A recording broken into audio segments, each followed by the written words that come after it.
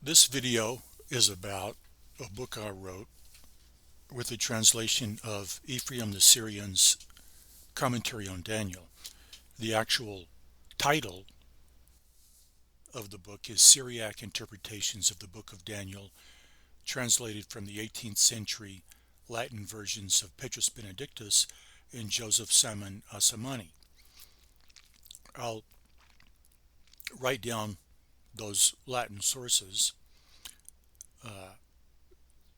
so that you can read them and look up the books. And the reason the title doesn't have Ephraem the Syrian's name is that in actual fact ended up having to translate, or thinking it necessary to translate,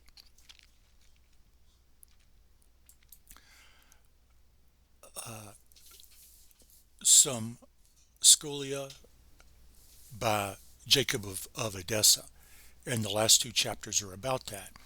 But you can see in the table of contents the first 12 chapters say that they're of Ephraim's commentary on Daniel.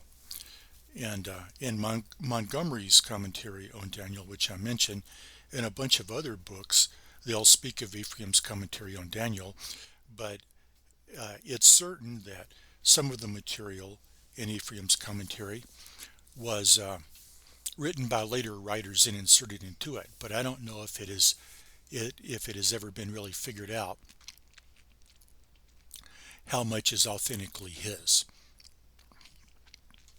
I wrote an introduction to the book. Now, if you look up the book of Daniel on YouTube, you'll see a lot of videos, and the videos are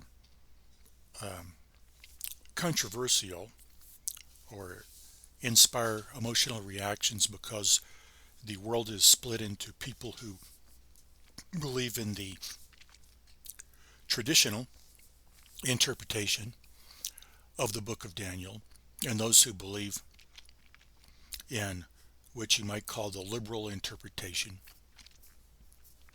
So I wrote a few paragraphs as an introduction, and this won't be much news to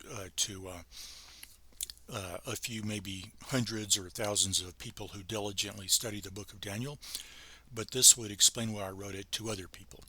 Three religious disputes in the 1800s changed the English-speaking world.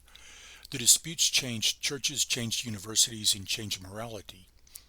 One was the rejection of geological catastrophism, including Noah's flood.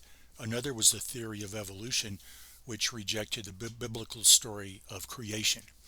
The third, which I considered the most serious, was the rejection of the authenticity of the book of Daniel. Jesus believed in the Genesis stories of creation and of the great flood. He briefly mentioned them, but his references to Daniel were not brief. His teaching was inseparably intertwined with the book of Daniel, from which book he got his ideas about the kingdom of heaven, the Son of Man, the abomination of desolation, the destruction of Jerusalem, and the resurrection.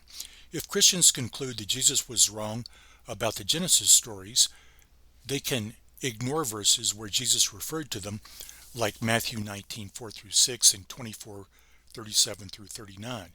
They can continue to respect Jesus as an imperfect moral teacher. But if you have to remove all of his references to Daniel, not much is left. I can't remember when I first learned about the battle over the book of Daniel. It might have been sometime in the 1990s. I knew that Jesus believed in the book of Daniel and that the doctrine of the resurrection of the dead is primarily founded on that book. If Jesus was fooled about the book of Daniel, then his teachings were wrong and Christians' hopes have been in vain. I was not looking for teachers of ethics or philosophy. I was interested in everlasting life. I bought 4 commentaries on Daniel in the 1990s, one of them by James Montgomery. I learned a lot about Jerome's commentary on Daniel from that book. Modern criticism of the book of Daniel began with the renewal of Porphyry's attacks on the book. Jerome's commentary contains most of what is known about Porphyry's objections. I found Jerome's Latin commentary in a college library. Even though I didn't know Latin, I copied it, not knowing that Gleason Archer had already translated it into English. I thought it was the most important book published since the Bible. For years I continued to remember certain passages in Montgomery's commentary about Ephraem the Syrian, or Syris, or Ephraim Syris. Ephraim had unusual explanations, some of them like Porphyry's.